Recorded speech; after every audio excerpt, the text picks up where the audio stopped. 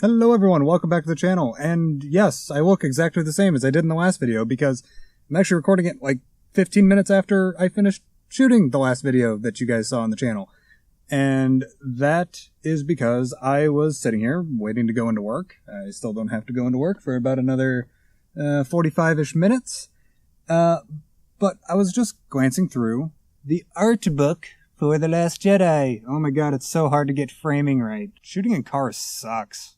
But anyways, I was looking through the Art of the Last Jedi book. And I was rereading the foreword by Rian Johnson at the very beginning of the book. And there's something in here that triggered a thought about Star Wars. And this is Star Wars Ramblings. So I'm going to ramble about that thought about Star Wars. And that is plain and simply this bit here. That personal aspect is key, and the timing of our pre-production schedule helped. When we began the design work on The Last Jedi, JJ was still at Pinewood Studios shooting The Force Awakens. The movie didn't belong to the world yet. Looking back, I'm very thankful for that. For that precious first year when we were visualizing our movie, we did not have the cultural reaction to The Force Awakens to hold it up to, and our only compass was an interior one. How did we feel about these characters? What do we want to see them go through? What do we want to see in a new Star Wars movie? And what feels honest and real to us?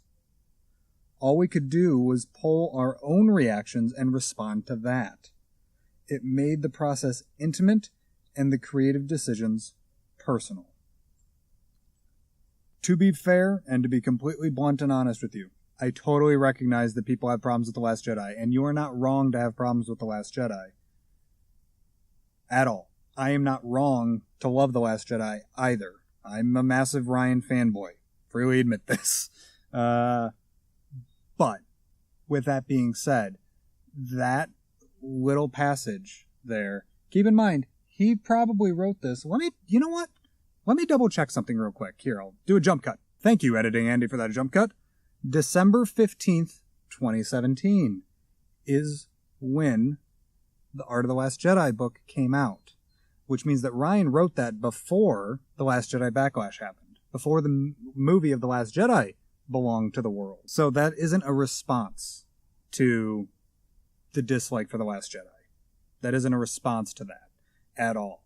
He wrote that long before the movie belonged to anybody. And that's just it. Listen, I totally understand if you felt that The Last Jedi did not carry on the storylines from The Force Awakens correctly. That's just it, though. It's an interior compass. It is an interior feeling that you have when experiencing a story. As silly as it sounds, storytelling is, in some ways, a spiritual experience. At least for me. It is a way of self-discovery. It is a way of understanding why and how, and examining why and how you, as a person, as a fan, feel about a piece of fiction. Whether that be a comic or a book or a film or a TV show, anything that is made to provoke an emotional response, which is what art is. That's one of the beautiful things about art in general, is that spiritual journey of self-discovery to figuring out what does the character of Luke Skywalker mean to you? What does the Holdo maneuver represent to you? What does that emulate? What is the feeling that it gives you? What is the emotional reaction that you have to Zero the Hutt? And why did you dislike the character of Zero the Hutt? And why did you love the character of Zero the Hutt from the Clone Wars? It's so fascinating to figure these things out. It's so fascinating to be able to internalize why you feel this way about that character choice and why you feel that way about this plot point. And it's key to understanding and interacting with other fans and creators, for that matter, is to respect the fact that these creators, Rian Johnson, J.J. Abrams, Chris Terrio, co-writer of episode 9, Ron Howard, Warden Miller while they were on Solo. It's important to understand that these people are fans too. They enjoy these stories. You go and follow anybody on Twitter that is a filmmaker or an author. They are constantly talking about other art and other works of entertainment because they are using those things and learning about themselves and their personal storytelling brand from what others have created. And it's important to remember that. It's important to think about the fact that I interpret Luke Skywalker differently than you. And you interpret Ahsoka differently than I do. I mean, look at the Reylo ship. I mean, look at the Reylo community. I mean, you've got some people that are vehemently anti-Reylo. You've got some people who are vehemently very Reylo.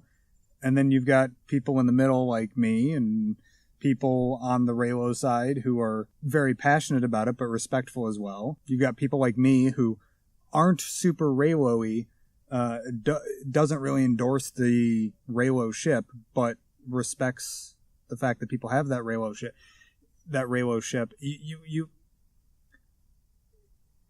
There's so much evidence there to understand. And it's like a giant neon sign, 1,000 giant neon signs pointing you towards one conclusion. At least to me, I think it's pointing towards one conclusion. And that is that people interpret art differently from one another. The way I interpret something, the way you interpret something, the way your sister interprets something, the way your husband interprets something, the way your best friend interprets something is always going to be completely different. I mean, me and my friend, for example, I found Thrawn to be enjoyably annoying, if that makes sense, in Thrawn Alliances. One of my best friends, he loved Thrawn and found Anakin to be actually annoying. Like, not even good annoying.